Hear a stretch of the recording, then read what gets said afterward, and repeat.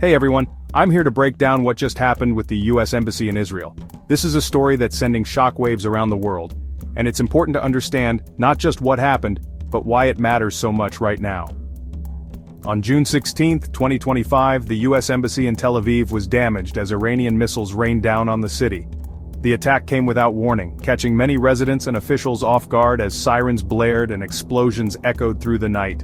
The world woke up to footage of broken windows and shattered glass, a stark reminder of just how intense things have gotten between Israel and Iran. Images of the embassy's battered facade quickly spread across social media, fueling anxiety and debate about what could come next. So let's get into the facts. There's a lot to unpack, and every detail helps us understand the bigger picture. Early Monday morning, Iran launched at least 100 missiles toward Israel. The barrage was coordinated and relentless, targeting key cities and infrastructure in an attempt to send a powerful message. Two cities took the brunt: Tel Aviv, where the US Embassy is located, and Haifa up north. Residents scrambled for shelter as air raid sirens wailed, and emergency services rushed to respond to the chaos. According to Mike Huckabee, the US ambassador to Israel, those embassy windows cracked from the sheer force of nearby explosions. The building's reinforced glass was put to the test, and while it held up structurally, the damage was clear for all to see. Fortunately, no US personnel were hurt, but the shockwaves were strong enough to damage the building. Embassy staff were visibly shaken as they evacuated, and security protocols were immediately put into place. This attack is part of a much bigger story. It's not just about one building or one city, it's about a rapidly escalating conflict that's drawing in the world's attention. We're now 4 days into open warfare between Israel and Iran. What started as isolated incidents has now erupted into a full-scale confrontation, with both sides trading blows and casualties mounting. Overnight, at least 8 people were killed in Israel, and dozens more were injured.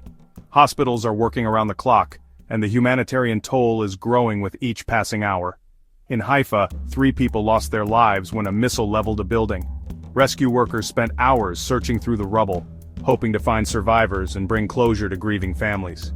Since Friday, the death toll in Israel has climbed to 23. Communities are holding vigils, mourning the loss of loved ones and bracing for what could be more violence ahead. But it's not just one-sided. The violence is spreading, and both nations are feeling the impact. Israeli counterstrikes on Iran have killed at least 224 people, according to Iran's health ministry. The strikes have hit military targets but also caused significant civilian casualties and widespread destruction in several Iranian cities. This back and forth is escalating rapidly, and there are some serious tactics at play. Both sides are using advanced technology and intelligence to try to gain the upper hand, making the situation even more unpredictable. On Sunday, Israel carried out a high-profile assassination in Tehran, targeting Iran's intelligence chief and 2 of his deputies. The operation was bold, and it sent shockwaves through Iran's leadership. Reports are even surfacing that Israel is using mobile phone tracking to pull off these operations, the same method they used in the killing of a Hamas leader in Tehran last year. This shows just how sophisticated and far-reaching modern warfare has become. The world is paying close attention. Governments and international organizations are scrambling to respond, holding emergency meetings and urging restraint on all sides. On Sunday, former President Donald Trump warned Iran against hitting U.S. targets, promising the full strength and might of the U.S. military if things go further.